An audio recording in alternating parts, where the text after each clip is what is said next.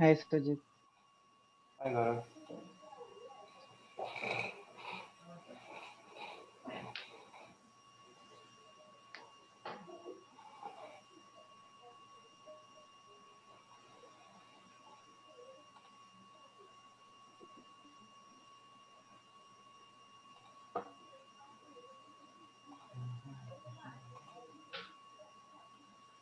Okay.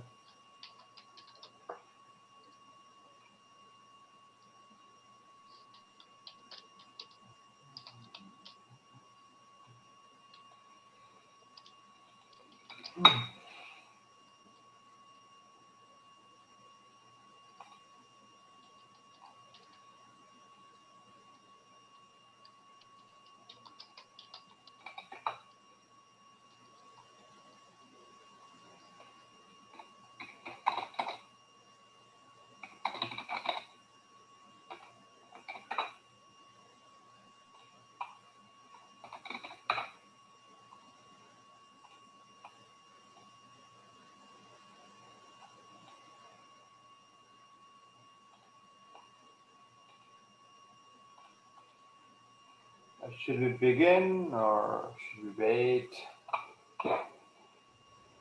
Sir, it's recording, so we can start, I think. Because there is no fundamental change in the counting, even by taking 2 days break. The objective was that other students will be able to be free and join it.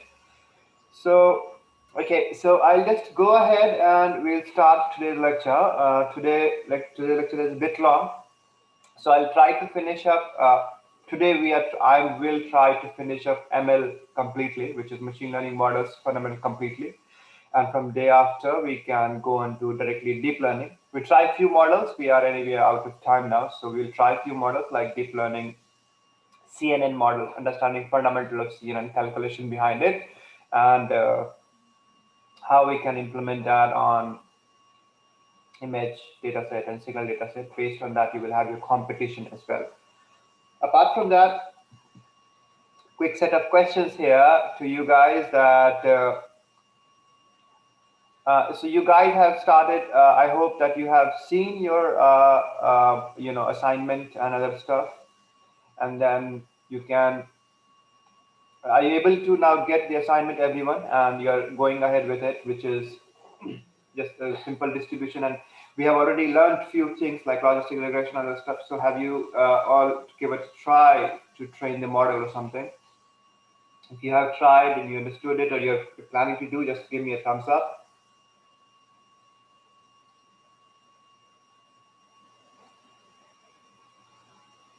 Okay, if you are here and not sleeping, give me a thumbs up.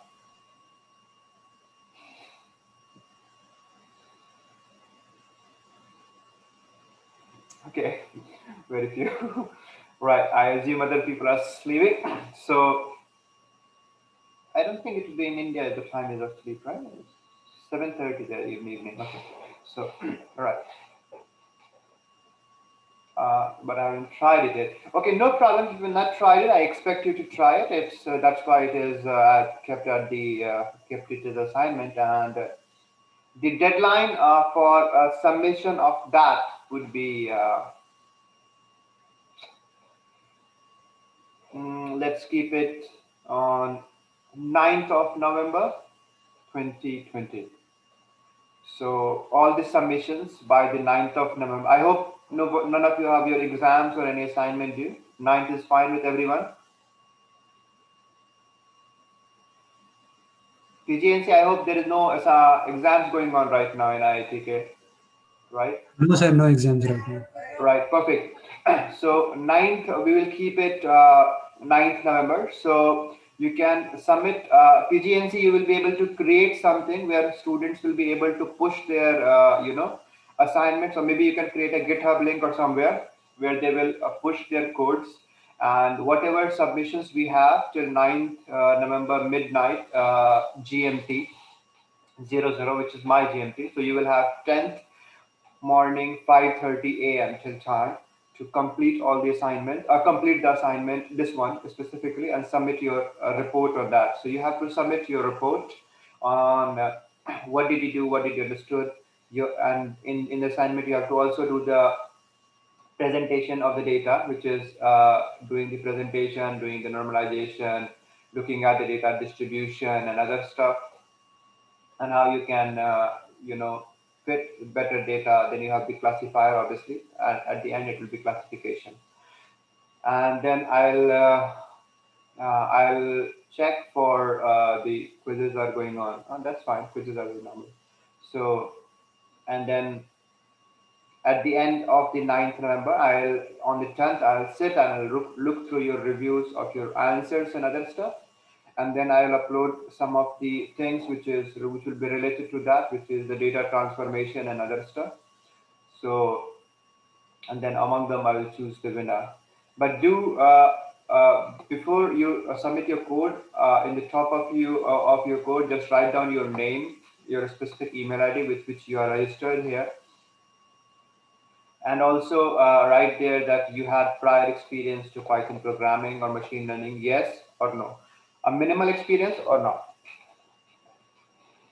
And please communicate this to your fellow members as well. Based on the assignment 1 and 2, we will declare the final winners, and then that will be under the points of 1 and 2 combined, and then we will go ahead. So now today we will be going through the linear regression.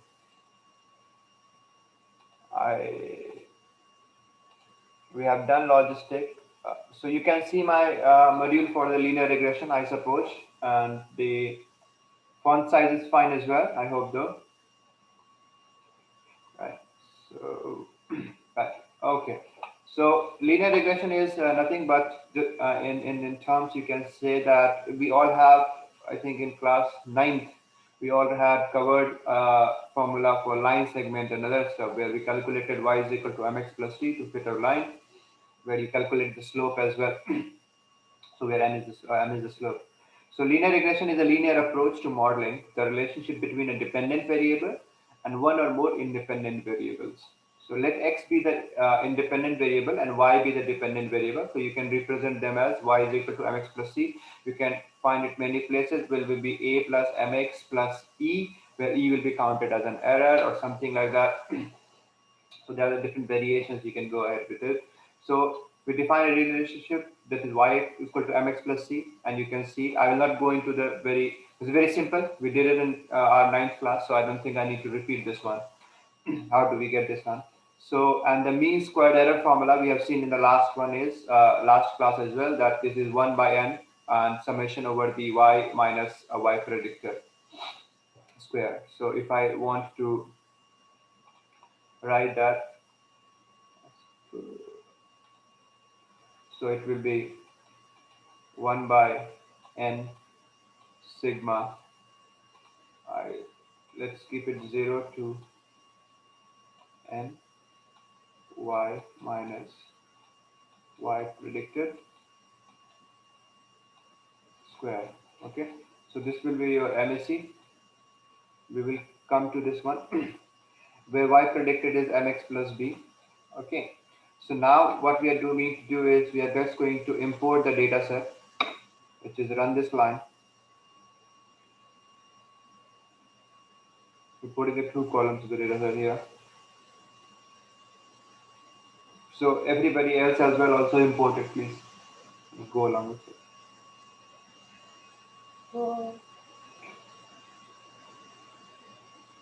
Datasets, DAC. Okay, I'll check my file. You can also, I think I have uploaded the dataset as well, so just check.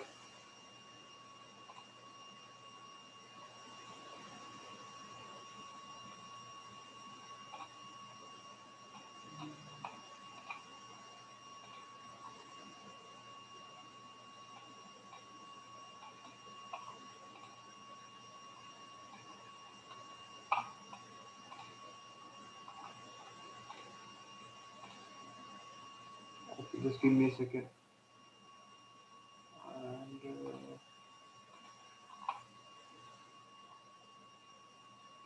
yeah, so I think we are missing that.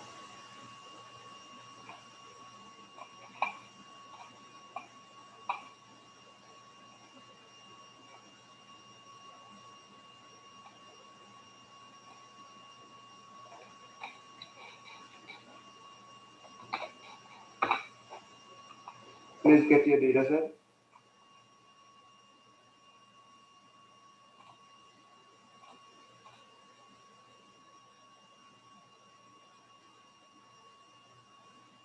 Download it.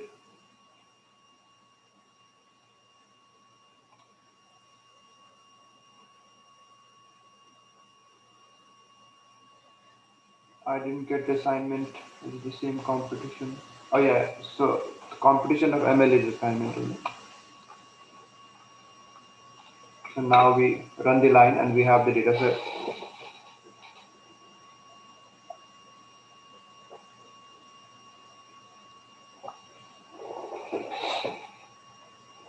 So once you are able to do that, just show me a thumbs up, please.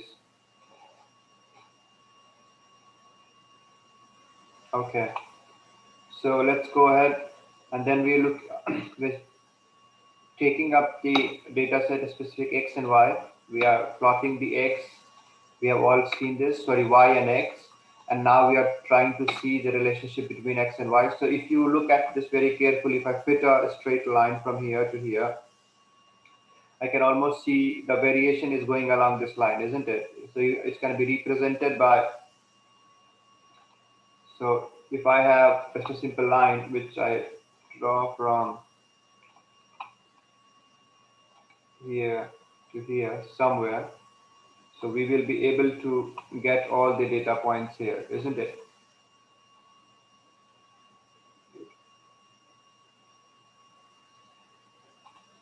Data set I have just dropped, so please go ahead.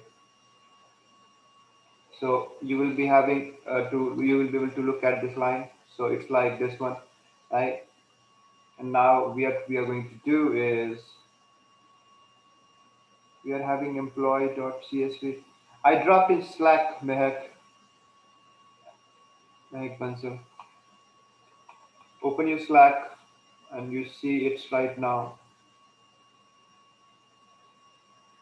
This is the new data set that I uploaded, isn't it, guys? It is working for you guys, right? Yeah. So some Q has replied, yes. So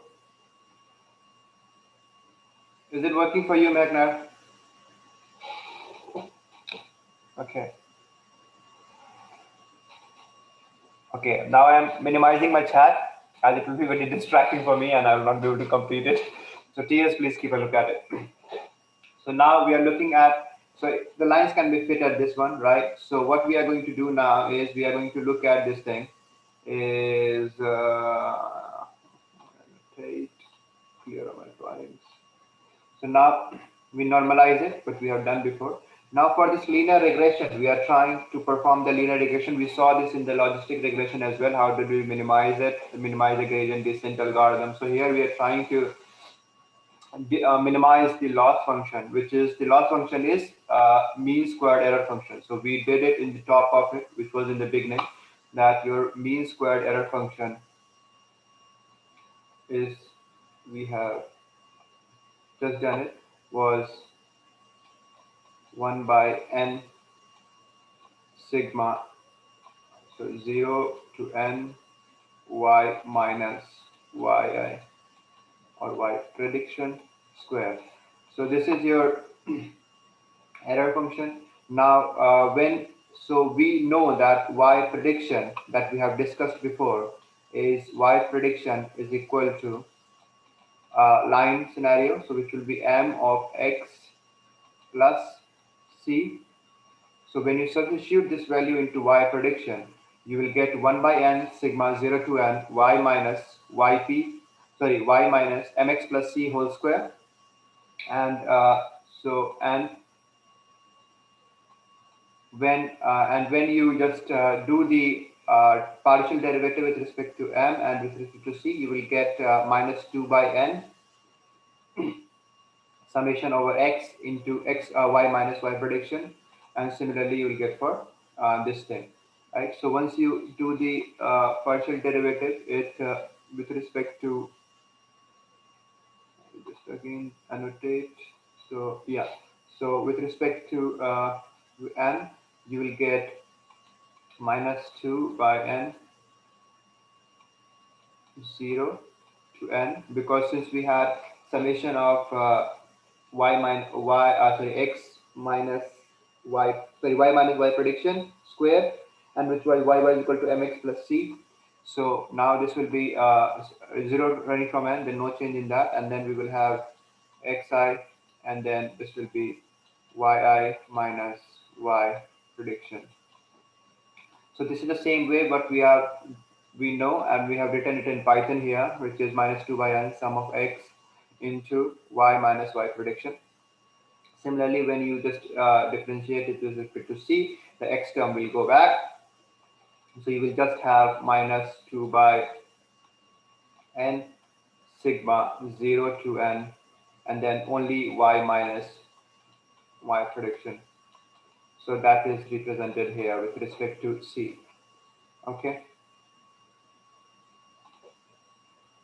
So then we have this thing, and now we defined the initial m and c as 0, 0. So now we are going to try to update the m and then update the c. Well, the similar method is by m minus l into dm, and then c is equal to c minus l into dc, and then we'll return m and c. So we have kept the l as 0.0001. We have done this in the last class as well, which was l was the learning rate, and your epochs is 250, so it will run for 250 times. This loop is going to do that. So let's run this definition. Now what we are going to do is we are going to call this function linear regression by calling the x and the y, and we will have m and c. Okay. So we now got m and c. Now y prediction is m multiplied by x plus c, and then we are going to just plot the scatter line, and you see this line is drawn. Okay. So this is the regression. Now how to, so we will just try to do it with the scikit-learn to use a different data set and do the same plotting for a different data set where we have more dependent variables. So let's try to load the data set, which is the Boston data set. So it is a house pricing data set, if I correctly remember. And then you have to load the data set using the sklearn data set. And you are just, and other things we are using, what we are using from past classes, the train test split, the linear regression we defined above, but now we are trying to use from the sklearn. So we are just going to use the sklearn. Now we're calling the Boston. So it is just trying to load the data set, which is the Boston data set here. So now to load it here, this is the whole data set. Now you just go to the shape of this Boston data set. You will have 506, 13. And these are the features name of the Boston data set: CRIN, ZN, Index, SAS, NOx, RM, H, DIS, RAR, tax, P ratio, B, LSTAT. So these are the column names and other stuff. So you can feature names, and then you can call for the description as well. So when you have the 506, so you have 506 samples, 13 feature names. So we only need to care about the features name for now. So we're looking at a CRN is per capita crime rate by town, proportion of residential land zoned for lots over 25,000 square feet. Indus represents proportion of non-retail business acres per town. CAS represents Charles River dummy variable is equal to 1, which is track bound river, 0 or otherwise. NOx is nitric oxide concentration, parts per 10 million. RM is average number of rooms per dwelling. Then you have age, DIS, RAT, tax, PET ratio, B, LCSC, and median value for owner-occupied homes in $100,000. Okay, so we have no missing attributes or anything. So this is the data set that we are having right now. So the target predictions are these. So what we are going to do is now we are just going to put them in the data frame. So now you have in the data frame and the Boston data set, and you have 13 variables. Okay. So your price, we have to predict the price in the Boston data set. So we will be going to predict the price. So y will become so y will be the price, right? So we are going to do that, and from the x we will, so since we are training it on the x data set, which includes price as well, so we will drop the price and we will predict the price here. Okay, we'll try to predict the price here. So now we have x train, x test, simple train test split, what we have done in the past class. So we are doing that, and then now what we are doing is we're going to do the linear regression, where you have the linear regression model object here. You are trying to fit X train and Y train, and then you are making a prediction based on the X test. So once you got that, you have the Y test and Y prediction, and you plot that. Now you're trying to calculate the error, so you calculate the delta Y, which is the absolute value of the predicted Y and the real Y. Y absolute because it can be higher or lower, so it will come into negative, so we just calculate the concrete value. So once we have that, we calculated this thing. Now we just look at the mean squared error of this prediction, and we have the mean squared error as 28.53. Okay. Now I would like you guys to just quickly do all the steps in 5 minutes. You read about the data set as well, which is in the description here. And so it is about the prediction. Try to understand both the parts, and then we will go ahead with SVM. So implement all of this, and then we go ahead with SVM. I'm giving you 5 to 10 minutes. Once every one of you are done, just show me a thumbs up, okay?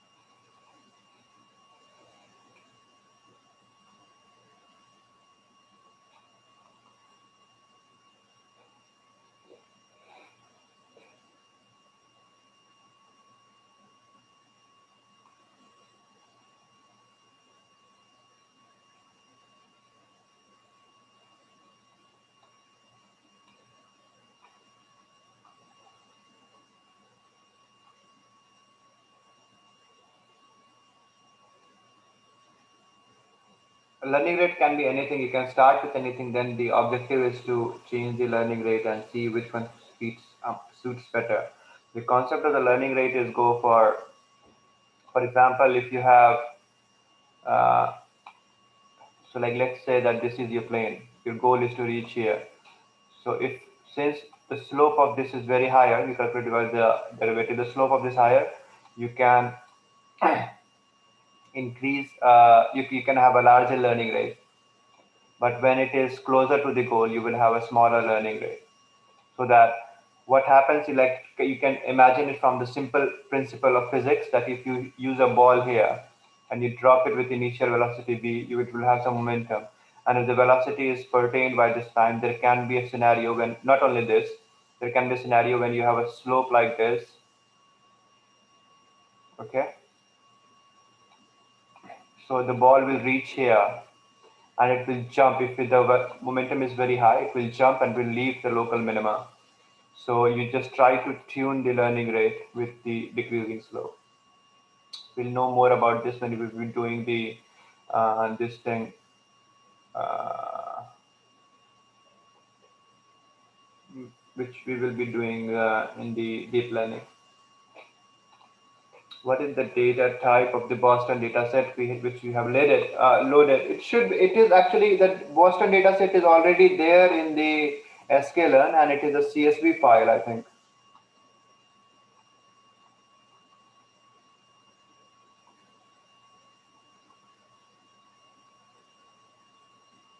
So the data is here. Yeah, it's CSV, Boston House Prices.csv. You see here.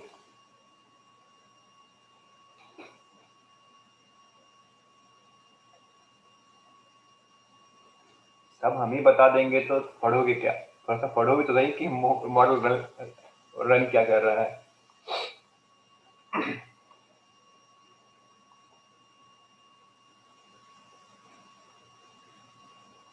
Alright, so we'll have that. Go ahead and try this. We'll go ahead.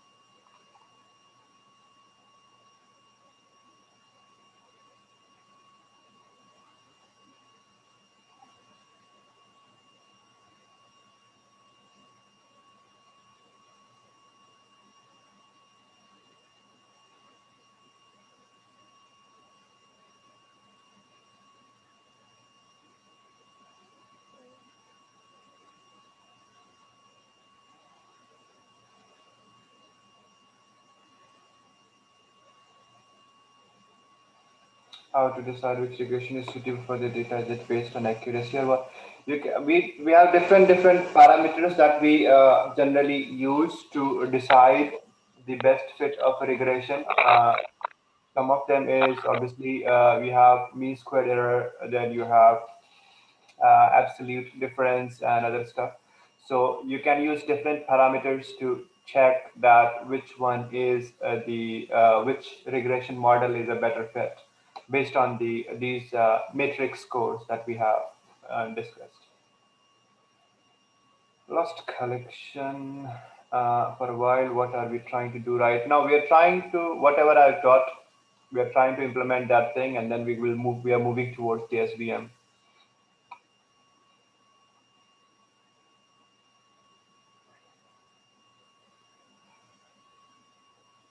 We had loaded and checked up the Boston data set. Oh my God. So did you completely missed the after the Boston data set? So it just so after the Boston data set, we have just separated the price in the terms of price is the Y, which is the label, and the other part of the data set becomes X, and then you train it with the train test split using the sklearn, and then you have the X train, X test, Y train, Y test for the price. You train it using the sklearn model, linear regression, and then you predict it, and then you find the mean square error difference between the predicted price and the original price, and you show that as a metric. Okay, so now let's go quickly to the SVM. Now, before we go to the SVM, just in the chat, how many of you are, okay, why can't it expand it?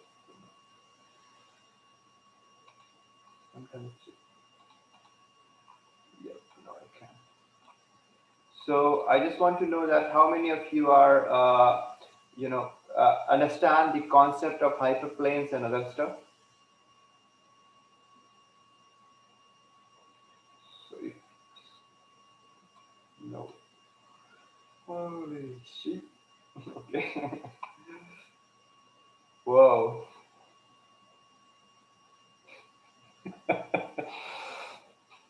Right.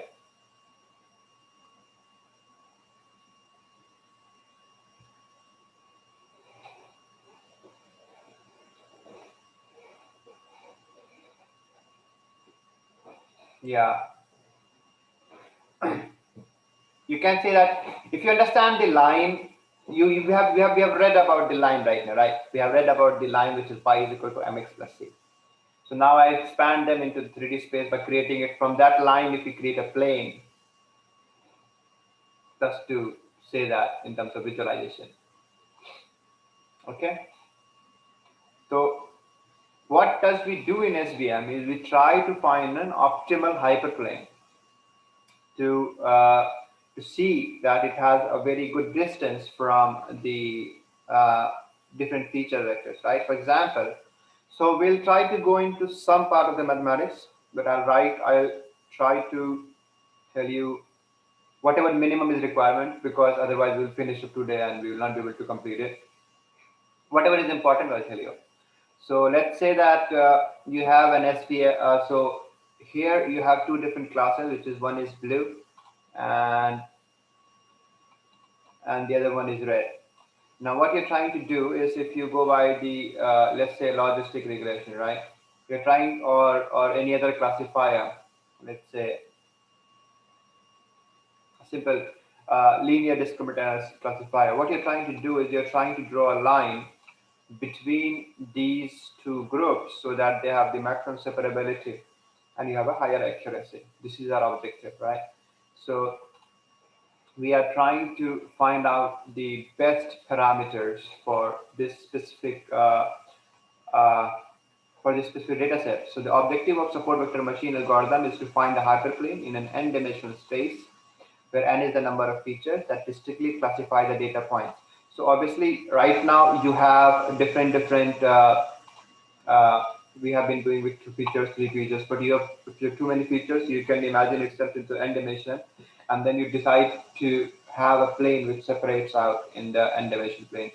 It can be straight way and a linear one, and the other is obviously the Gaussian kernel or some other polynomial kernel to work with, right? So based on all those things, we decide. So we generally what we do for doing this is what we do is so we try to optimize it, right? So we have. Do you guys know about the primal and dual concept? No.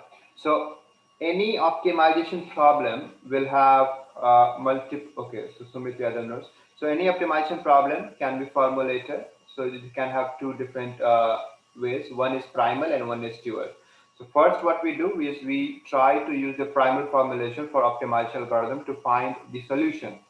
But if it doesn't find the solution, we try the dual optimization formulation, which is almost like sure shot to find the solution. We'll not go into the optimization how we are going to do. We'll try to look why we can't do it. So like if I try to write a layman term or something for deciding an SVM, so you can say that, hey Sujat, so we have been doing gradient descent. So can't we use gradient descent for this thing optimization of SVM? So I would recommend it's not a scenario because we'll have to formula. So SVM optimization problem is generally a case of constraint optimization problem, which is always preferred to use a dual optimization algorithm to solve constraint optimization problem. So this is the reason why we don't use gradient descent. And for example, you can have, so what we generally do is order to compute the formulation, we try to formulate the SVM optimization problem mathematically, then we find the gradient with respect to the learning parameters, and we find the value that minimizes it. So let's not go into that deep of these all things. So what we are going to do right now is straightforward, is we are going to look at the, so you have so you can see that you have this SVM, and you have the optimal hyperplane, which is separating both of them, looking at the maximum margin from both the feature set. So this is what you're getting. Similarly, one you have the very smaller margin, then one you have the large margin. So support. So you decide for the support vector. But what you are actually trying to do here is you can have soft margin is as well as soft margin is like trying to find a line to separate. So like we are doing here, but tolerant to one or two misclassified dots.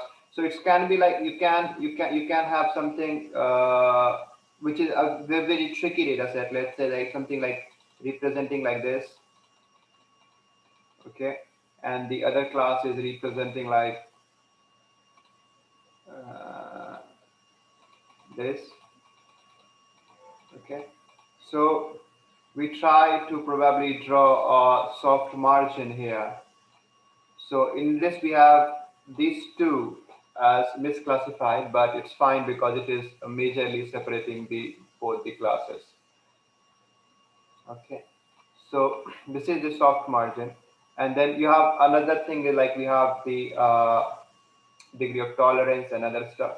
So let's say one more, let's try to look at on the same data set, one more thing which is important is, so kernel. So in when we will be doing this thing, we'll be looking at the support vector machines kernel, right? So there is one is linear kernel that you are looking at, with like a linear line distribution. Then there are two more kernels, which is one is you decide the decision boundary as Rbf, which is the Gaussian, and then you decide the decision boundary as polynomial. Okay, so there are two different things. Okay, so let's say that this is a linear kernel, right? I'll try to draw here, and if you have an Rbf kernel, you will draw something like this. Okay, which will be having the data set. So this is like decision boundary that you try to create, and then this becomes your separate. So your separable line will not be a straight line, but will be something like this. So this will become your decision boundary for the Rbf. So which is like Gaussian kernel. Okay. Now when you try to look for the polynomial one. So polynomial will obviously be trying to create a soft margin. So if I have few more dots here, let's say, and then few more dots here, so it will something go inclined. So it will be going like, will come like this, and then we'll go some sort of polynomial shape, and then we will have the similar decision boundary showing the invoking of this thing, which is going from this area, going like this, and then this like decision boundary that you will be having in the case of polynomial kernel. So these are the three different kernels that generally we look with it. So polynomial kernel, you can think it as the transformer or processor to generate different features by applying polynomial combination of all existing features, right? Sometime, so when we try to do the RBF, which then we call it as a Gaussian as well, or you can, the full form of RBF, the radial basis function kernel. So you can use it as to generate new features by measuring the distance between all of the dots to a specific dot of the center. Okay, we try to differentiate on the differences of all these dots on the kernels. Okay, so then we try to measure the distances in the RBF in all of this thing, and then keep a count of this, and then we the most so the very famous one that we generally use is the Gaussian one. So Gaussian RBF can be written as so let's say that phi x comma center is equal to exponential of minus gamma. Sorry, I do not have a pen today as well. And then x minus center square. Okay, where your gamma controls the influence of a new feature, and this is the for deciding a decision boundary. The higher the gamma value, the more influence of the feature will be have on the decision boundary, and more so if you make a very high, so if I just want to, so I think you guys can look at this formula, and I'll tell you to, so if I look it here, uh, we just try to look here. So when we have a very low gamma, let's say, so it will be somewhere like this, the decision boundary. Okay, or here, I mean, don't take it very precisely, but somewhere like this, trying to follow a shape. But when we have a very higher gamma, we'll try to find an influence. So like it, we try to get it like this.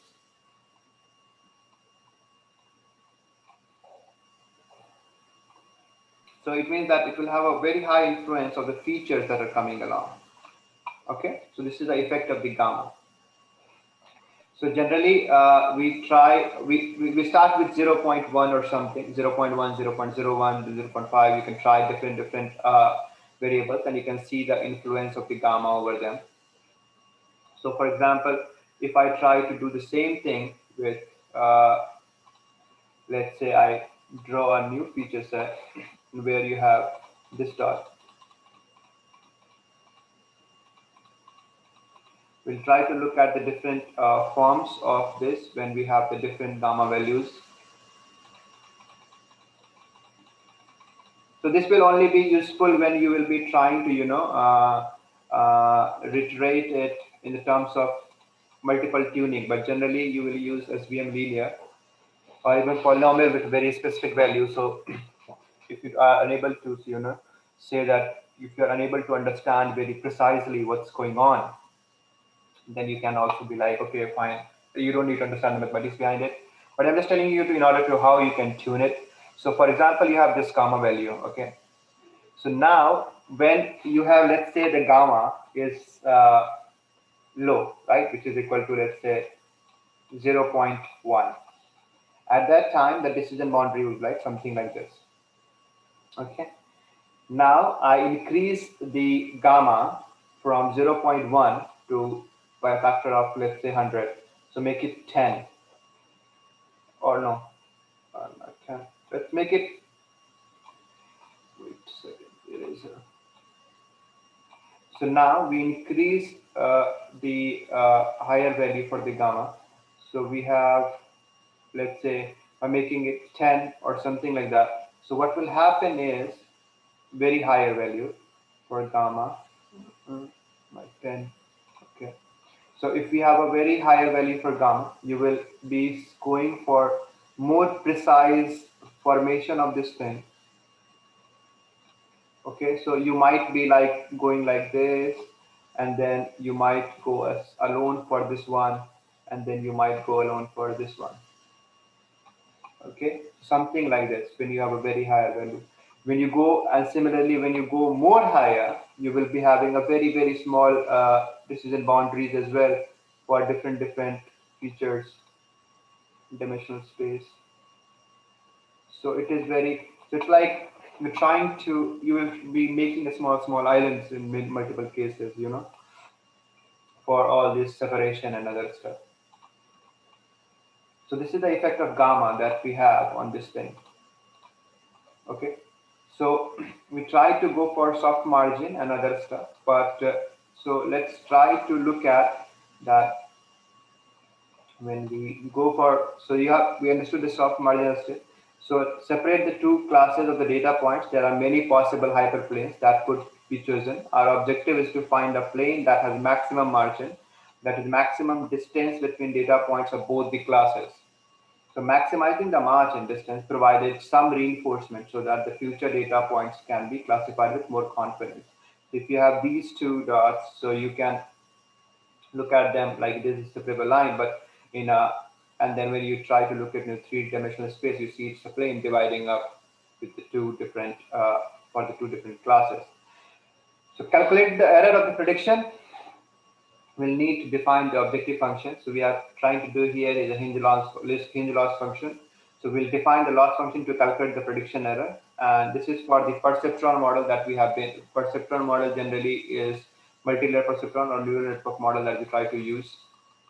Okay, so you can use a perceptron model to decide the loss function. And so generally for the perceptron model, if I write something is you can design a perceptron classifier, which will be f of x is equal to weight of transpose x plus b, which is weight plus weight multiplied by the feature vector plus bias. So that is the way.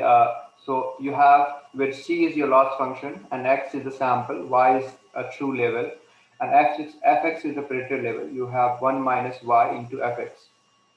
So which means the following, that if you're 0, then if y into fx is greater than 1, then you have 0. Otherwise, you will have y minus 1 minus y into fx. Let's not go too much into the mathematics of this one. I can understand some of you might not have a background for this one. But once we will be doing probably the deep learning models where we'll be trying to define the neural nets, they will be able to understand the perceptron models and how their formulation. So this is like basic neuron functions. So consider y and fx as sign values plus 1 and minus 1. So loss is 0 if y into fx are positive. Respect both values. Respective both values have same sign. Loss is this if it is negative objective function as we define the loss function. We can now define the objective function for the SVM. So the loss function for the SVM can be defined as the minimum of the lambda weight square is then you have the sigma running from 1 minus y xi given w. So we have this whole objective of the weight function defined, okay, in all these terms. So now to look at this in the other terms as well, what you will be doing is so the objective is when we are deciding it in the terms of uh, in terms of this thing, which is the loss. How can you say this? You can say this like if you try to look at it from this plane, which is very simple formulation, not to go into this much deep of this one, is uh, defining this one is if you have two different features or something like that, what you would like to do is you want to define we want to define a hyperplane which will have the maximum separability or pitch separability for both for different features. SVM, that's why SVM is generally used for two classes only, if I'm correct. Yeah. So, and then we have the objective function. So we almost got that. So let's try to look at a very simple implementation of this thing, and then we'll try to get into again if there is any problem in this one. Okay. So let's try to start. So we are just defining an array here using an numpy, and oops. So numpy, and then here we are trying to get the samples from the x, and then we have the labels here, and we are trying to do the if d is less than 4, otherwise this thing. So we are trying to plot the scatter plot for this thing, which is x and y, and then here we are defining a function for the loss optimization here, and then we have using the loss optimization that we have defined is y is equal to y plus eta multiplied by xi multiplied by yi, and then minus 2 into 1 by epoch into w. Okay, and then we try to do the plot of this thing with defined definition only, and now we do the plot. So this is something that we get in the terms of SGD plot. So then as the number of epochs are increasing, we can see the decreasing level of misclassification rate. So we are trying to see how many misclassifications there is. So it's like telling that the further you train, it also depends on how much you want to train. So the further you train, you will be obviously decreasing the misclassification, but it is also to be said true that if you train it for a very long period of time, then your misclassification might reduce on the terms of training data, but it will not work perfectly on a test data set because your model will be able to, your model will learn completely the training data set and will follow the exact pattern of the training data set, and if there is a test data, it will not be able to perform on that. Okay, then we do the same thing as number of epochs are increasing. So we have now W, and then we try to do the same sampling for the scatter plot, and we try to draw a plane here to separate out the plus and the minus. Okay, so this is a simple mathematically, but since there is some foundational thing into it, let's try to look at it if just you want to train it like the one we have in the assignment. If we had to train certain things and we have two classes to differentiate with, how will we do this? So we will just use the sklearn. So we are just trying to import sample generator blobs, and we have generated this thing. And then here you are using a classifier, so support vector classifier. Your kernel is linear. Here you can choose a kernel as RBF, which will become the Gaussian kernel, and you can choose a polynomial as well. Okay, and then you do the model.fit. So this will train the model, and then it will try to plot you the decision function. Okay, so this is going to plot the decision function, and here we are. Okay, so it is just as simple as that for just using a model that we have tried to do it, and not mathematically, but just using the existing library. So you are just importing the model here, and then here what you're doing is just you're doing the model fit. So you fit on the model, which is X is your training data, X is your training data, Y is your label. And once you fit it, you try to plot the decision function, which is your model. Then, and now you're doing is X limit and Y limit, this fundamental. And then you try to do the line space, which is 0 to 30. And then Y also you define. And then you are trying to plot the support where AX dot scatter model dot support vectors colon 0 and 1. And then you plot this whole thing. So this is just to plot, but if you just wanted to calculate the model train, then you could have just did the same thing, which is model.fit, you would have done x comma y, then you will do model.predict by the x, you will have the y prediction, and then you will get the classification accuracy. Okay, so I want you to guys to just go ahead on this one. quickly and then run these lines and then quickly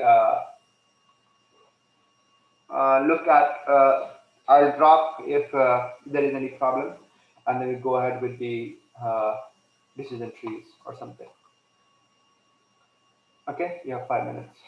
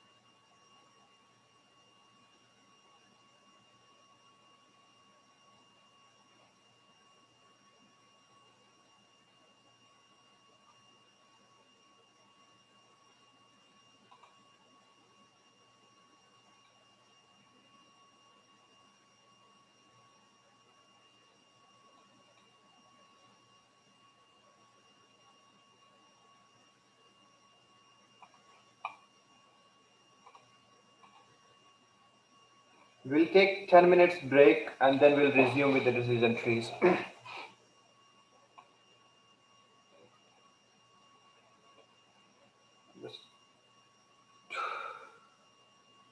Okay, the question, what is AMP? Argument in the complex plane.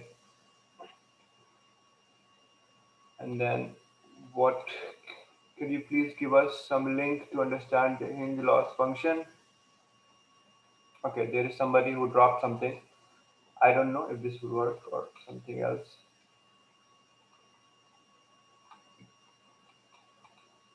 So this is a very basic one. Okay, using a scalar hinge loss function, but I'll drop in Slack some material, or I'll try to do it on a paper and then drop it in terms of derivation if anybody will be able to understand this.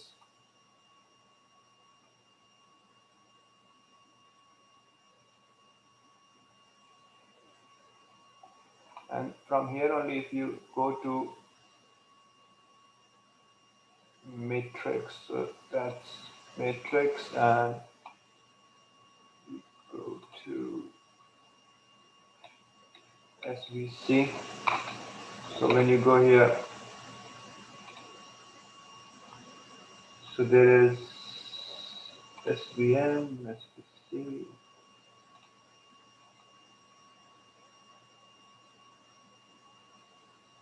So C is, so here are your full definition of this module. So you have, then this is a data set obviously. Then you have C. C is your support vector classification. Then your kernel, degree, gamma, coefficients, shrinking probability, and other stuff. Class weight, verbose, decision function shape, break size, whatever random state. So you can look at this one, and so this is the like this is how I have told you in the past as well, to look at the model and their arguments and see what all arguments are there and to understand this thing. Okay, so just try to run this thing and drop in the chat if you have any other questions, and then we will be able to go ahead further. We'll have a 5 minutes break.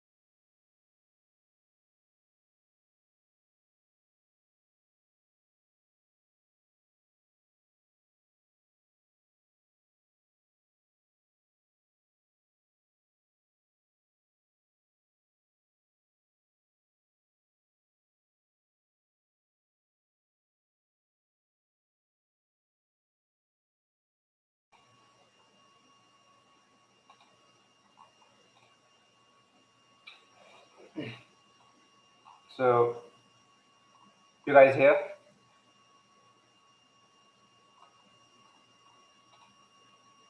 Right. I know that you guys must have been able to do the SVM by importing the library. I think there should not be a problem in that. But I myself is not satisfied by using the library. So it's a hitch that I have that I want to explain the mathematics behind it. So, okay, tell me how many of you are interested to understand the hyperplane and the mathematics for doing the loss function. It will be complex mathematics, but if you want to understand it, I can do tomorrow. Because it's like, because I don't have I need a pen and paper, and so I don't have anything. Otherwise, I have to maybe flip my camera somehow to draw on paper and show you that, which will not be the best idea. So I'll probably just get my Surface pen tomorrow and then do it.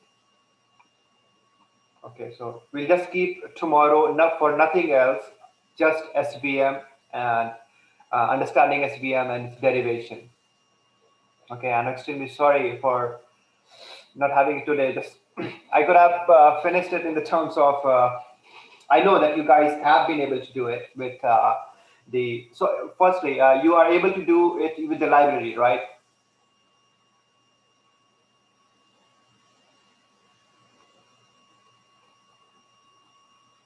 Yeah. So if you're able to do with the library, then tomorrow we'll try to do with the bit of mathematics, play around with the bit of mathematics, see how do we minimize it, the loss function, how do we use the subgradient function in order to minimize the loss and or to calculate the margin, how do we optimize it, and then look at the subgradient descent or different examples for defining the training and other stuff. Again, I can understand that it will require some fundamental concept of neural network, but you can always remember that with a simple function, which is f is equal to weight multiplied by x plus b, something like that. And then you have this, we will have some regression term and the loss function, and then we'll try to minimize this. So we can have different operations, which is convex and concave, not convex and other stuff. So we'll try to look the gradient descent algorithm for SVM. So just maybe somebody will be able to, TA, just please keep a note of this thing so that I don't miss it tomorrow. So one, I will try to cover the gradient descent algorithm for SVM and see how it is. And then try to look at the hinge loss, the which we have discussed through the algorithm. But hinge loss will not be differentiable, so we'll look at the subgradient descent algorithm as well for SVM, and then we'll look at stochastic and other stuff. Okay.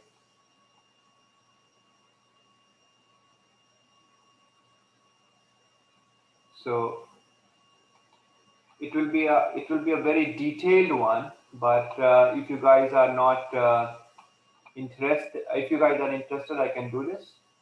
If you guys will be not, then it's fine. So. Okay. So SVM dual kernels and regression. Okay, so I'll try to complete it with the mathematics and then we'll see.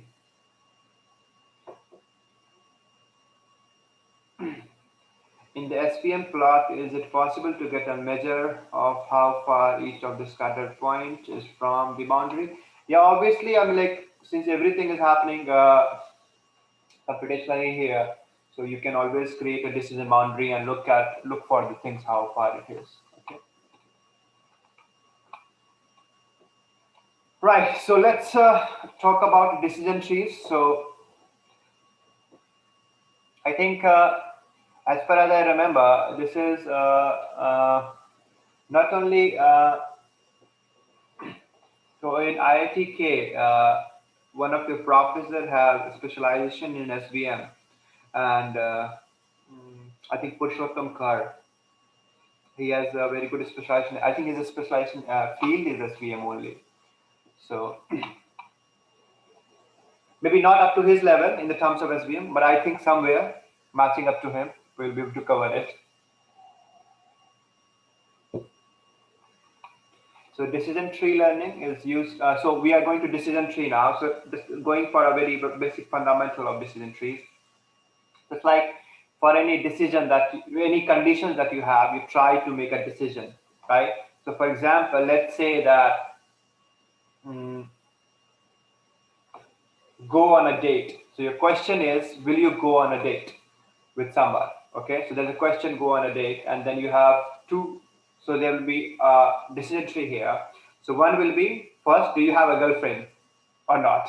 So if that question is yes and no, so if you have a yes, then only you will go on a date, and then you have a decision to decide that yes, depending on how good the weather is, how beautiful the restaurant is, you'll go on a date. If you don't have the girlfriend, obviously it's directly no, or a boyfriend. I mean, like applying to both men and women. So it can go on to both of the sides, and so you can choose your every outcome based on the decision of those decision trees. So decision tree. What am I sharing? Okay. So decision tree learning is used to approximate discrete value target functions in which the learn function is approximated by decision tree. To imagine, think of decision tree as if or else rules where each if-else condition leads to certain answers at the end. You might have seen many online games which ask several questions and lead to something that you would have thought at the end. A famous example is that we have done before is like play tennis that we did in the past one. So you have outlook, temperature, humidity, windy, and other stuff. So your outcome is play tennis or not.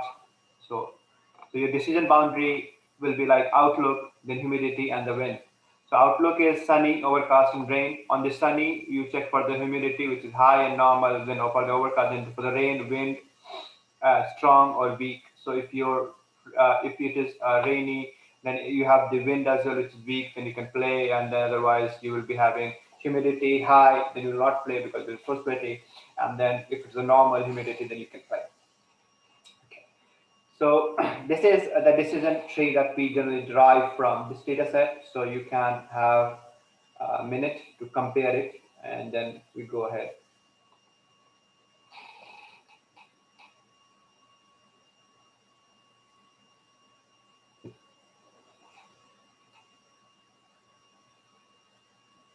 So please compare it in your own notebooks, and then you can go ahead.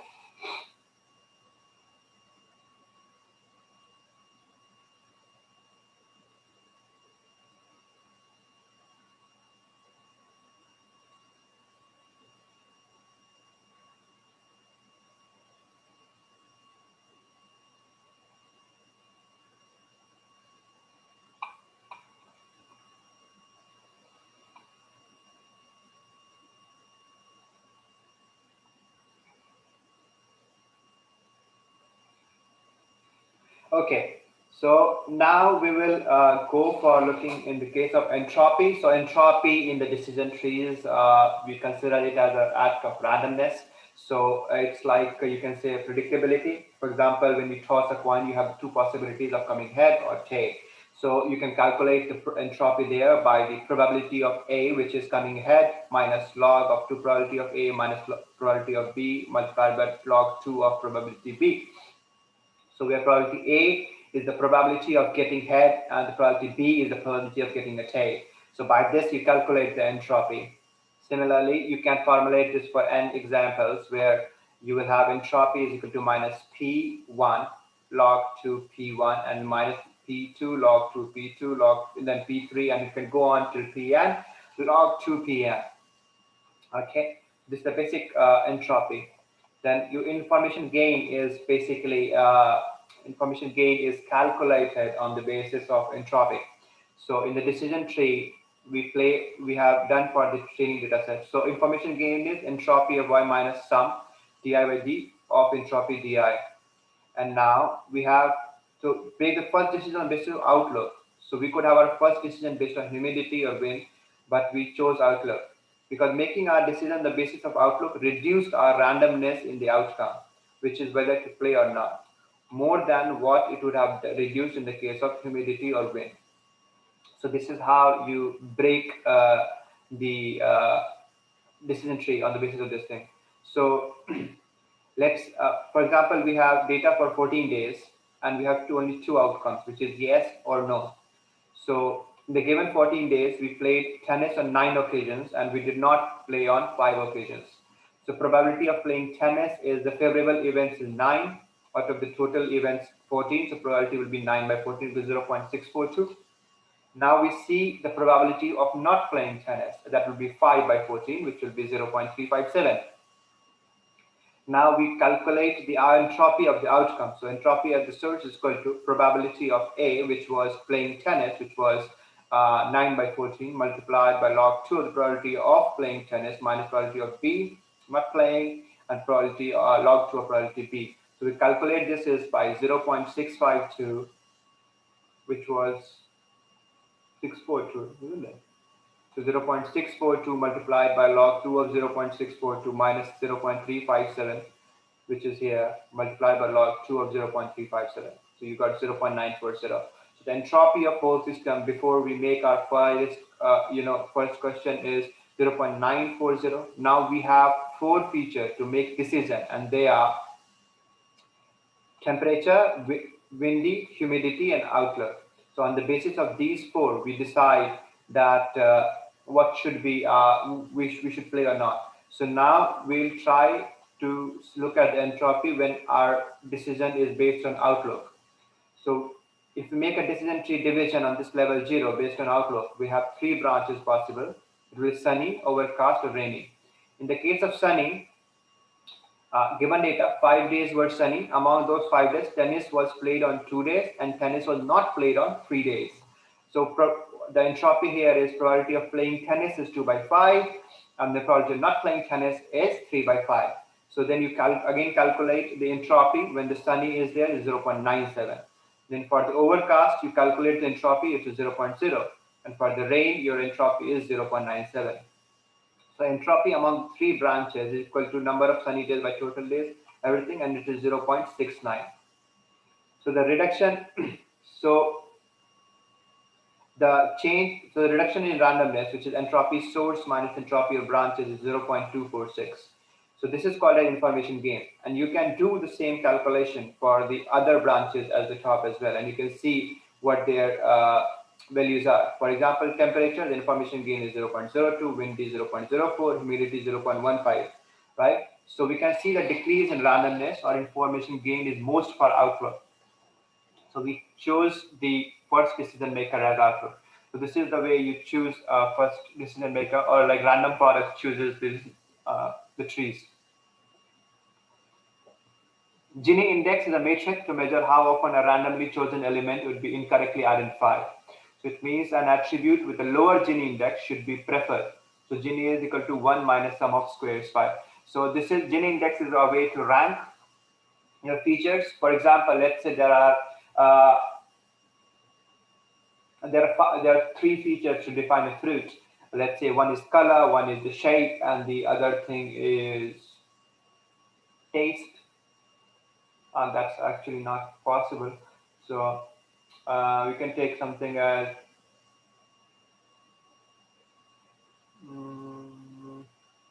shape, color, and shape. Let's take shape and color, and then your fruit name, right? So to decide and try to see the priority between your shape and the color, you will be able to tell that, okay, majorly by the looking at the shape of of a fruit, you would be able to tell that it is which fruit, right? So that's with the fundamental thing, which is with the shape of. So now the shape becomes the priority 1 for this thing. Okay, yeah, shape, color, or weight. So by looking at maybe shape, we can tell majorly what fruits are. So it will be very easy for the shape will become a very important feature to classify between different fruits, right? So, for example, uh, we have apples, oranges, and banana. So the shape will probably be the best one to tell us the difference between apples, oranges, and banana. So this is how we calculate the humidity. Sorry, this is So this is the importance of feature ranking.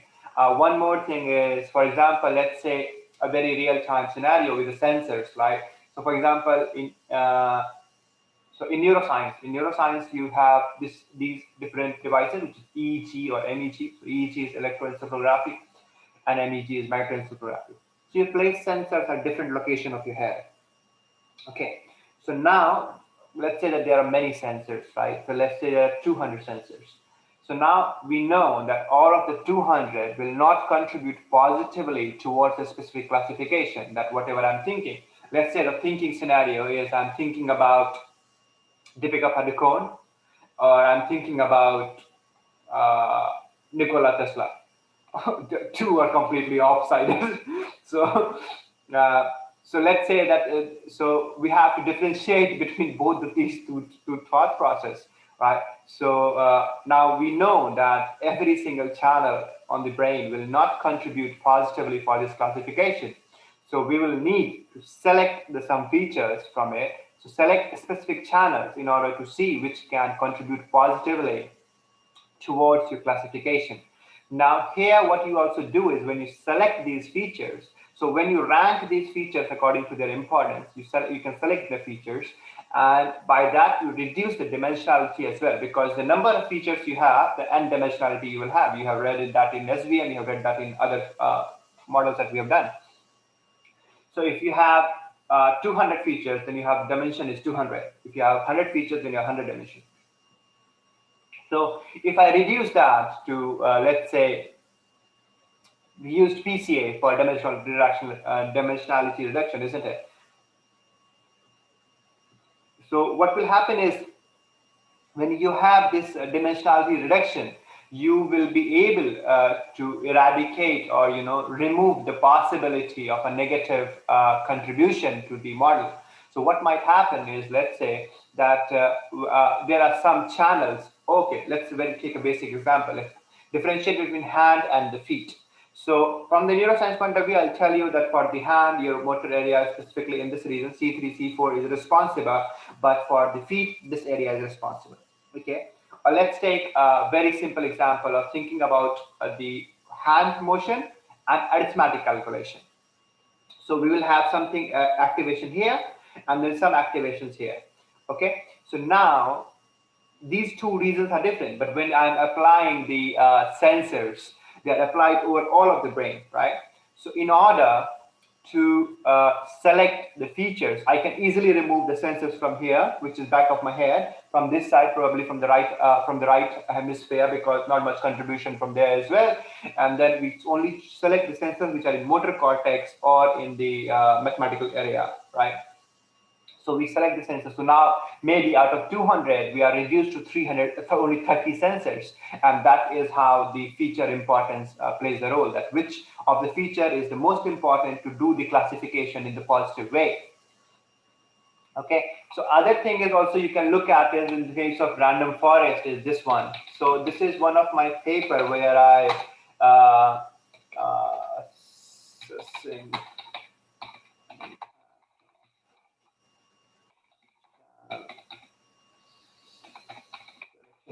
so this is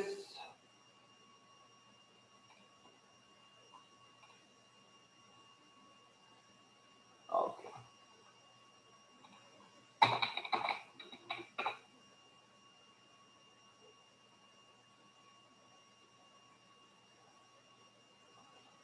This is one of the reason I hate Bing. It will never find you the things that you want. So now can you see my Google Chrome?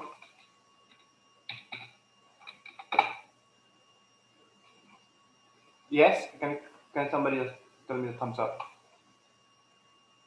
Okay. So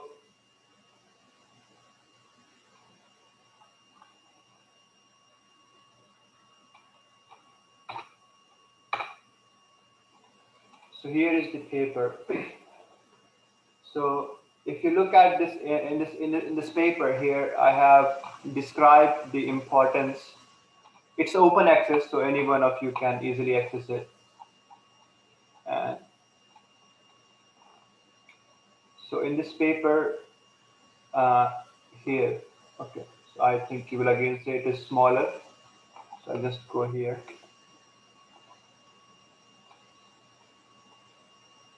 And here I have done the random forest based ranking, and I have explained this that it is the importance of the feature in the prediction is referred to as an out-of-bag importance score, which is at each node T in a decision tree. Its split is determined by the decrease in node impurity, which is delta RT. The node impurity is the Gini index. If the subset in a node T contains samples from C classes, it is defined as Gini T is equal to RT, which is 1 minus sigma J to 1 C AJ square, where AJ is the relative frequency of class J in T after splitting the node into two child nodes, which is T1 and T2, with sample size N1T and N2T. The Gini index of the split data is defined as the. So probably you will be able to read this. It's just a one small paragraph, which is from here to here about the random forest. And here, actually, I have gone in more deeper and to calculate how you can calculate the complexity as well of this random forest. Okay, so this will tell you basically about my with the random forest ranking. I have also discussed here a few other ranking methods. So, example, one of them is infinite latent feature selection. You can also study by that. I have discussed here relief F method, which is also another algorithm to do this. The another method I discussed is the class correlation for also ranking all of these things. And I've discussed the algorithm for the relief F algorithm here as well. So you can maybe in the term you can read it and try to understand it. And if you have any doubts, you can ask me as well. So now we'll try to look at the implementation of random forest. So I hope that you have understand the importance of feature importance here. So we're trying to just do the sklearned model selection, which is same thing, train test split. I'm not going to repeat this one. We have the data here, and now we are just X and Y dividing, and then we have the X head. So pregnancy, glucose, blood pressure, skin thickness, insulin, BMI, diabetes, and age. And you have the Y here, which is 101010. Dividing the X train, X test, Y train, Y test, which is from your data, not repeating that again. So now we are going to import the decision tree classifier from scikit-learn, and we're going to use a scikit-learn.tree and import decision tree classifier. Then we create an object of the classifier by decision tree classifier, and then we do the same thing that we have been doing, clf.fit, and then clf.predict. This is classifier.fit, classifier.predict, which is very simple, and we go ahead. Okay. Now we calculate the accuracy. So you have the accuracy score given here by the test of Y test and Y prediction, which is 0.67. So 67% is the accuracy. Now we try to look at the graphical overview of the data set which we have here. So this is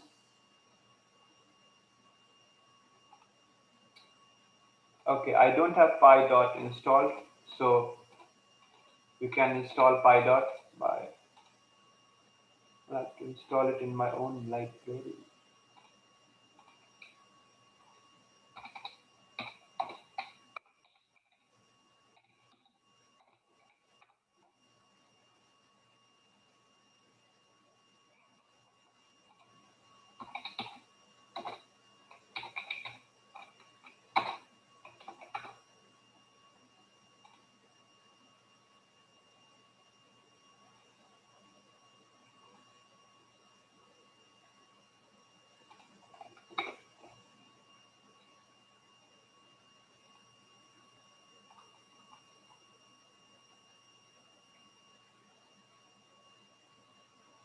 Okay, there is something else here as well. So, font file specified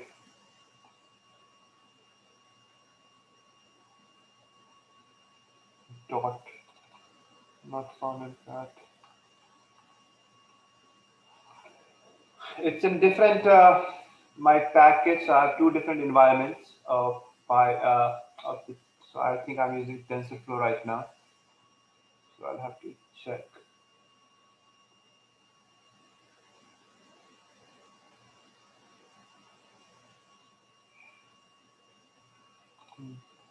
Can you try this pip dot py dot and see that if it works for you guys? Then because I'll have to maybe install it in my own library.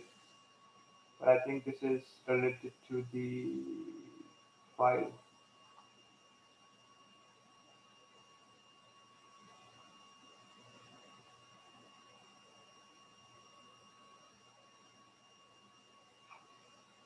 Does it work for you guys?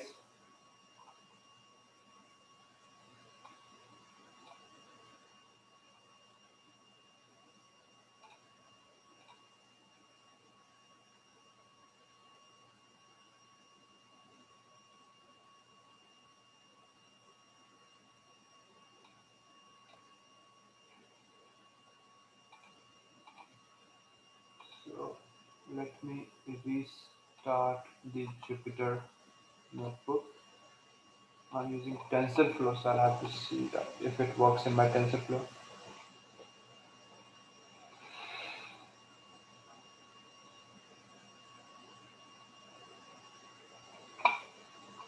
So we are using uh,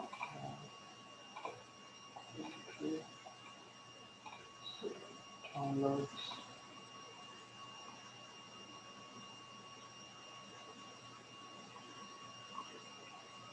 Decision trees.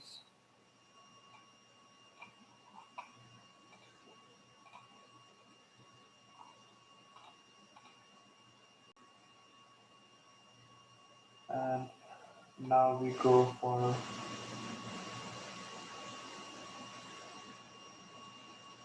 so we want this thing, right? So let's check.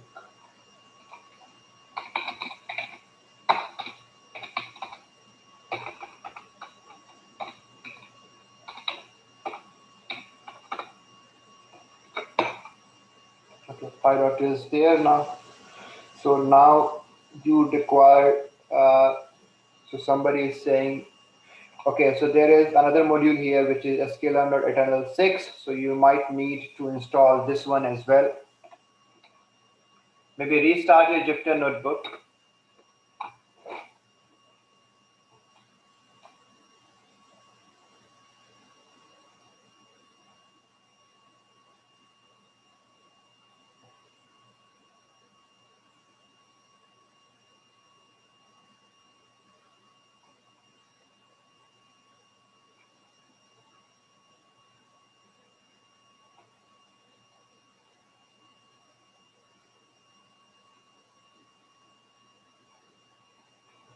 And for maybe if somebody was saying about the 6, then we can, it is with the different version, I think. So what you can do is pip install 6. I think this is the library.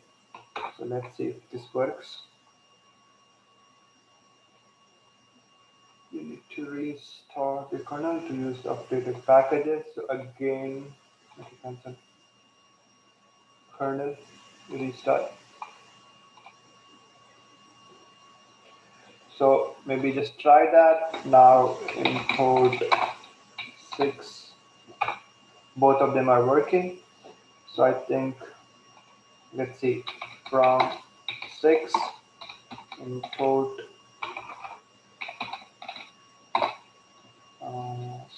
string.io was it? Import string.io. Yeah, I hope. So this will work for you guys. So let's try this up, and now it should work. So we'll go ahead and everybody try, and if it is not working, then just type to me.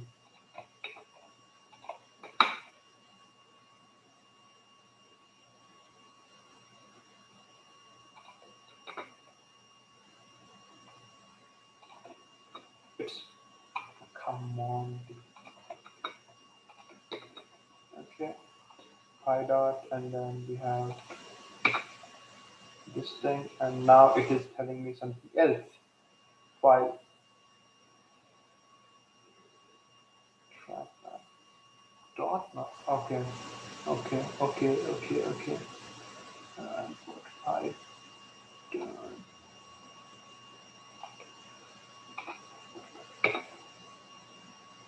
again.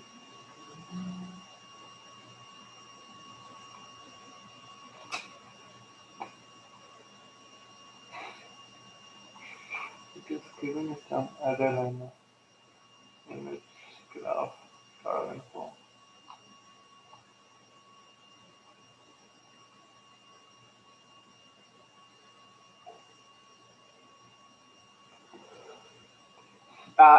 Has it worked for somebody else? It works for somebody, which is Q. Wow. So I think it's when I ran all the way from the beginning. Yeah, I ran all the way from the beginning only. So I think for other people, I think we have seen the import and this thing. So these libraries are completely working now. So you can just pip install PyDot and pip install 6 and then restart the kernel. Okay.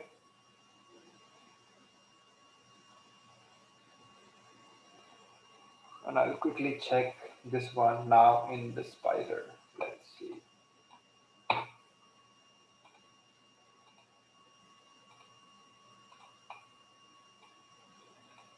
So I hope this is TensorFlow. So what I'm going to do is,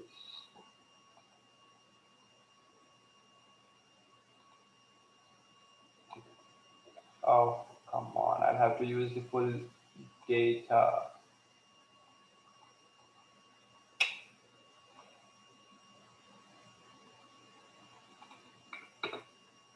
Should work.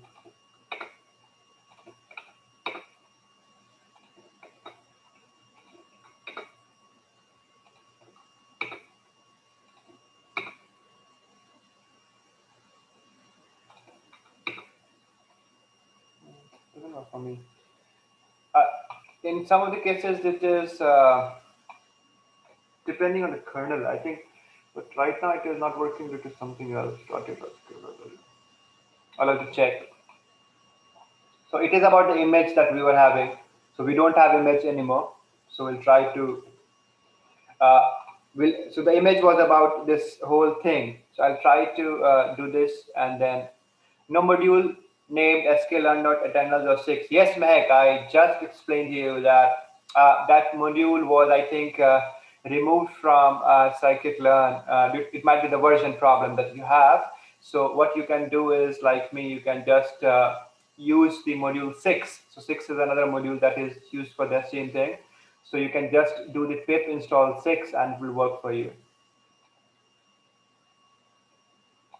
So this is the same thing. So what you have to do is that pip install and then 6. Okay, and this will work for you. It will install. So you can check that if it is working for you or not.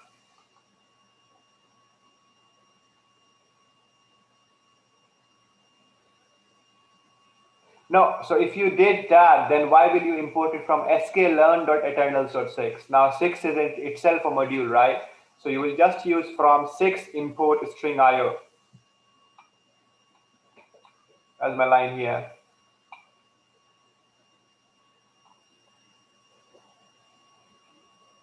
Okay, so we'll see this graph again. Maybe tomorrow we're going to do it, or I'll just maybe change something in this, and then we can update the file. In the meantime, Ganesha, can you please have a look at it? This one quickly. That what library is supporting and why this issue might be here.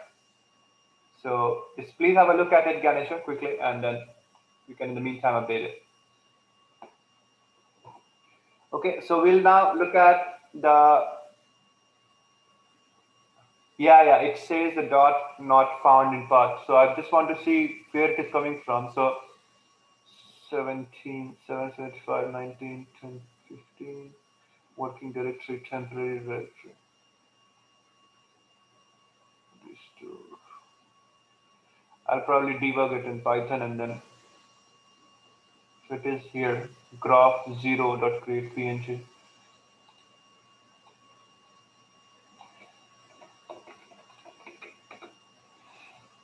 So this now works. So it will just, this thing is not working.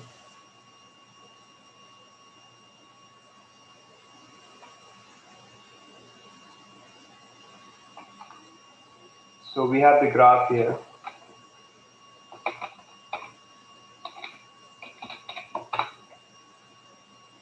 So graph is a pi dot dot dot. So this is an object that has been created already.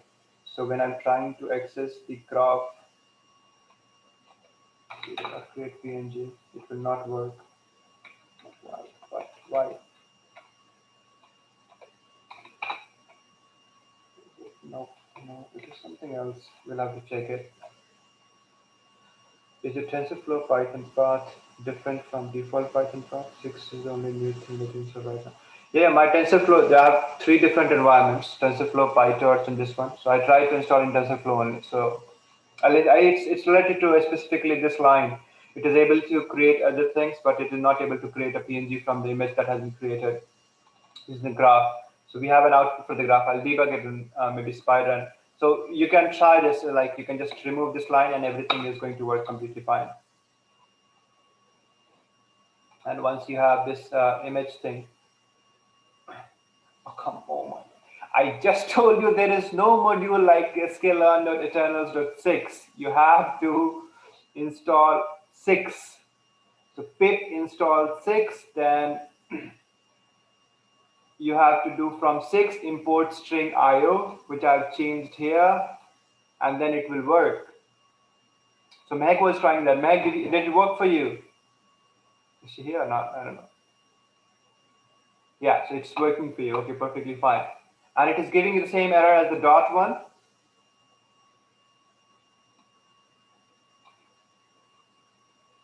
Okay, perfect. So I'll try to debug it and then I'll tell you that in the case of this one, why it is happening. It's very strange that we have.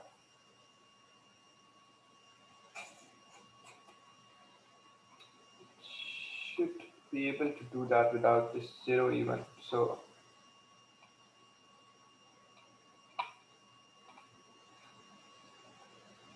and we have the dot data. So the data is here.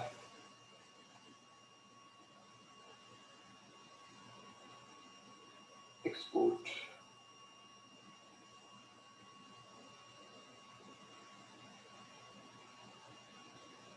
You might have to look at this, I think, whole derivation of dot data. Let's go ahead. It's just a graph. We'll just look at the graph some after updating it. So how to look at it. So now we have, we look at this one in the terms of, so we have decision tree classifier, and then we have the criterion here is entropy.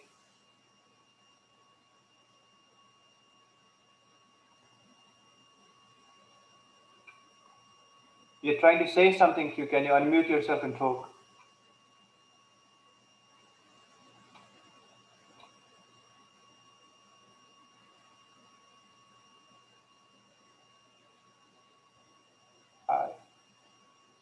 Oh, okay, you have shared the graph in the chat. Are you trying to say that? Okay.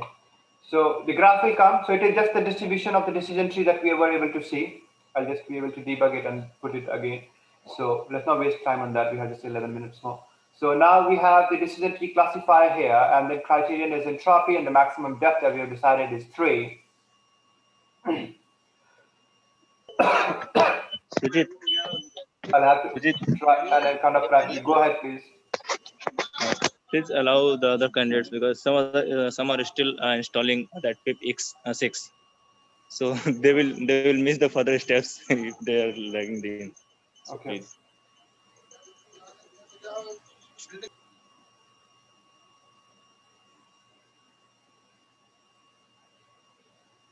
Have you guys installed the module 6?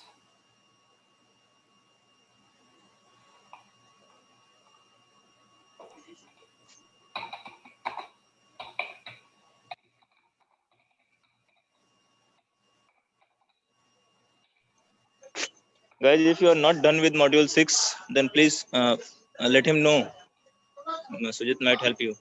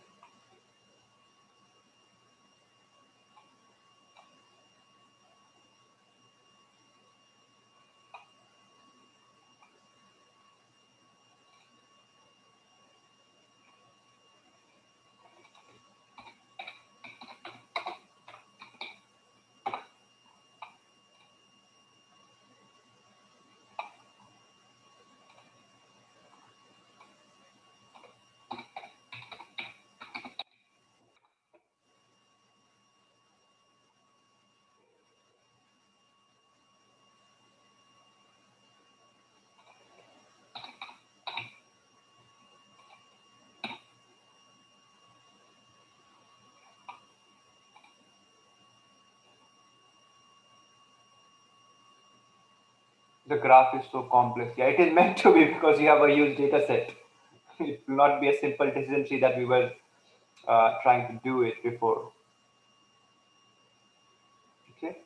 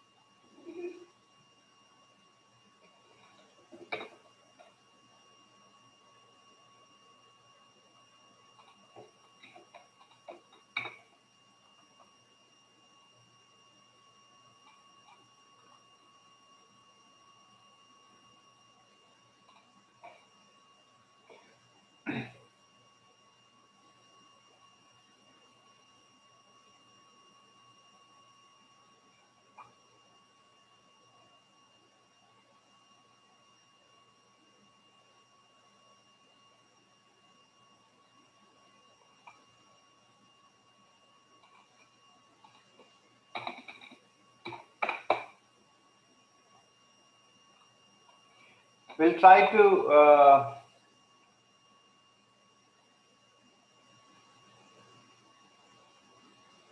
think using Graphfish. I don't think there should be a problem.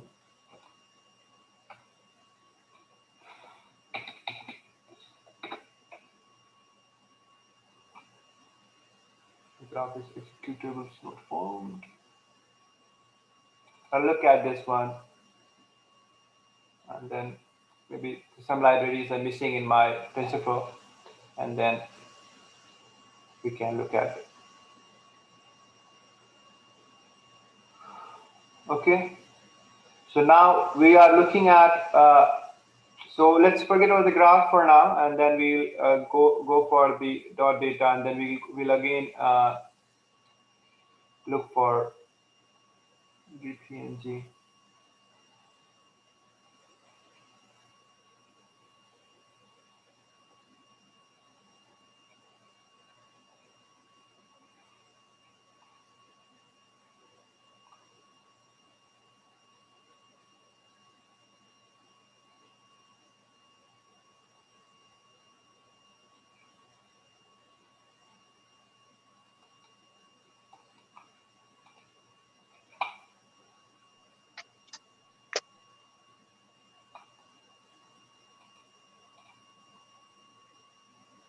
We can see at this later on.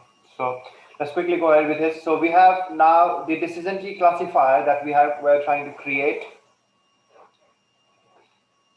and so this is all. It might be some issues with your versions, So we have a downgraded version or upgraded version, and some of them has been crapped out from some of the version. That's why the that 6 module was not working with sklearn. So we just use the directly 6 and then string IO. So we'll try to fix it out, and then I'll come back to this one. So decision tree classifier, then we have the criteria entropy, maximum depth is tree. We created a decision tree. Then we are doing the same thing that we have done before, is fitting the X train and the Y train and then predicting. And once you do that, you have the prediction score here, which is 77.05% approximately. So now we again do the things, which is features, equal to list x.columns, dot data string IO. And then you export this graph, and then you have this PNG. So you can look at your glucose entropy. I'm not going to run it because I know it will not run. So I'm just going to explain you from here only. So you have glucose. It is less than equal to 127.5. Entropy 0.926. Samples 537. Value 354. 183. Similarly, you keep on going down, and then you have all this tree for true and the false created. Okay. Now, so in this one, we have ensembling, which is like grouping things together, that we have discussed in the past as well, that when I try to integrate multiple models together, we try to import multiple models together, or we can also club multiple models together by defining them different weights. So we can call them an ensemble, right? So for example, M1, M2, M3, Mn are the base ML models. We use them together, we can obtain a path. So this is the same thing that I told you, like you can combine maybe your linear discriminant or logistic regression, random forest, provide them, multiply with some weights, and the output will be the outcomes of all of them. So the different are like ensembling methods are bagging, boosting, stacking, and cascading. So bagging is basically, you can say it's like, bagging is something like what we have in democracy, right? It's like equivalent votes that we count for everybody. So random forest is one of the most popular and most powerful. So forget about this thing. So bagging is called as bootstrap aggregation or bagging. So you have an instance and then you create a tree 2, tree n, okay? So then you count for the majority voting by the different trees, that this is a class A, class B, and class C. So or class B. So you have the majority voting for those specific trees, small trees, and you see that where do they all belong. Then you count that majority votes, and whoever has the majority votes, every vote is equal. So whoever has the majority votes that will belong to that class. Okay. So for example, here we have a new data set. So we read that, and then we have a simple description. We drop out some of the things. And here we have the attrition, yes, no, business, travel, department, education field, gender, job role, marital status over time. Then we have the codes and the value count. So for 0, we have 1, 2, 3, 3. For 1, we have 2, 3, 7. Try to get a histogram. It's not plotting. Okay, so now we have the histogram for age, attrition, daily rate, distance from home, education, monthly rate, and other stuff. So you can look at all of these histograms. Then you remove a specific column and then pre-processing, and then you do the encoder, drop the attrition. Again, you divide the data set into X and Y, which we have been doing using train test split. Your test size is 0.3, which means that it will be divided into 70 and 30%. 70% will be training data, 30% will be test data. You import the random forest classifier, you build a classifier with the number of estimators to be 100. Then you classify.fit X train and Y train. Then Y prediction is your X test, and then you calculate the accuracy. When you do that, you have an accuracy of 86%. Okay, so this is basically the information about boosting. I'll just quickly go over to the Adaboost. There is another classifier which is called as Adaboost. It uses the boosting principle, and then I'll come to the difference between bagging and the boosting. So here you just import the Adaboost classifier, and then you're trying to make a classification. So you are making a classification over the samples. You define number of features, informative, redundant,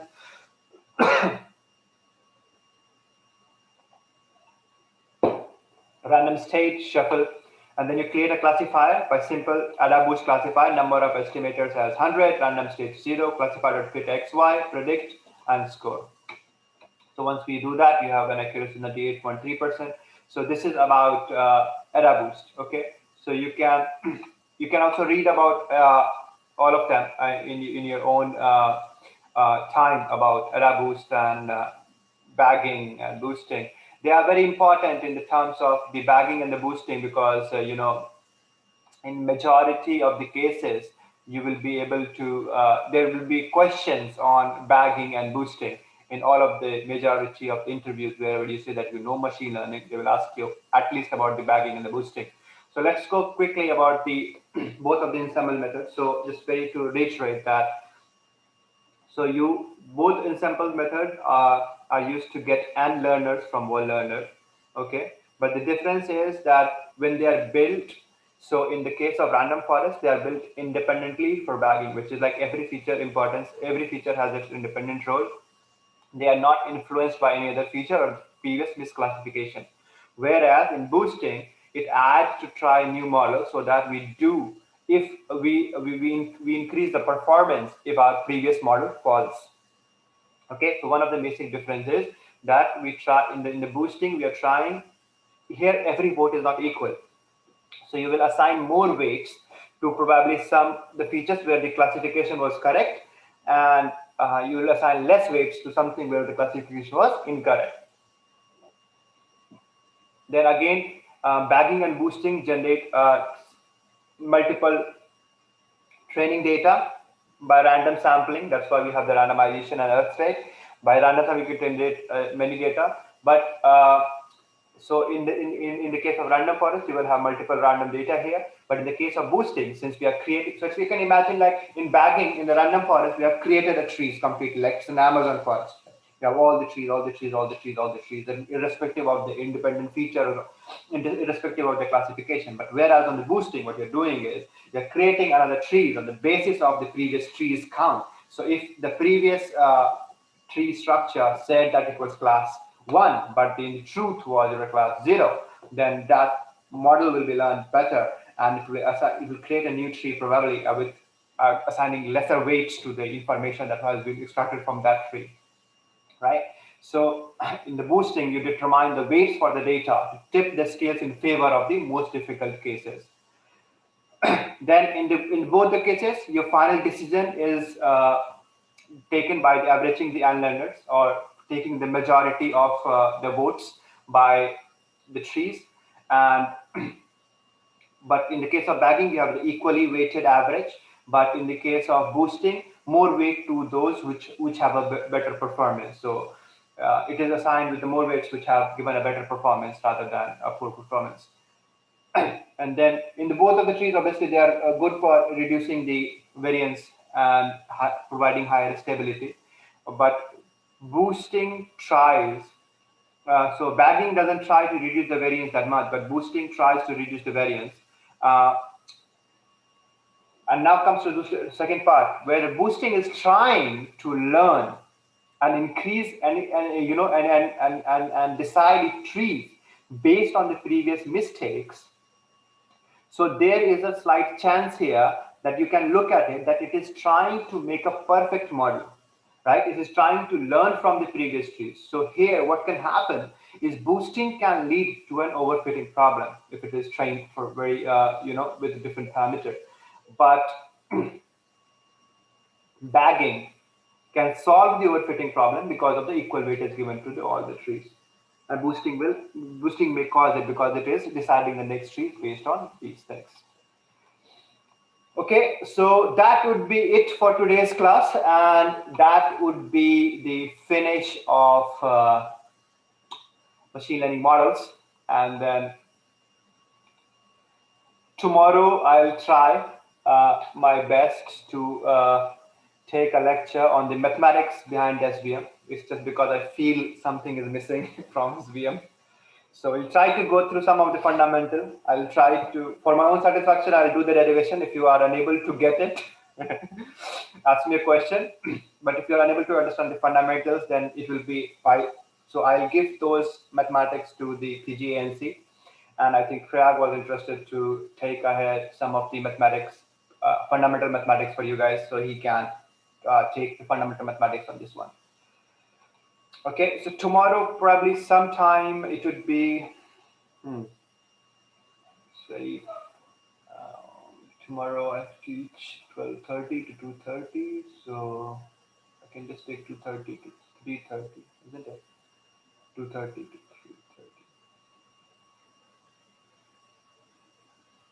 In the morning, or in the morning I'm too busy. Right. So tomorrow let's try to do it somewhere around 3 o'clock my time. So it would be 8:30 your time. So 8:30 to 9 or 9:15, it will be maximum that for explaining SVM. I don't think it will take much more than that.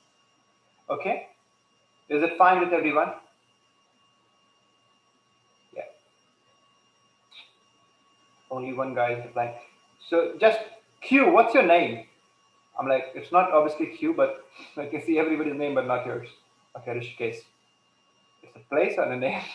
Nice way. So, okay, so we will do this tomorrow, and then we will go ahead with the deep learning models. However, we will be I will be covering the basic fundamental of the neurons. So I'll just take it ahead to the deep learning from there only. So you might find very much relevance to the deep learning models. So I'll establish the fundamentals tomorrow itself. Okay, so that will be it from my side for today. Thank you very much. Have a great day.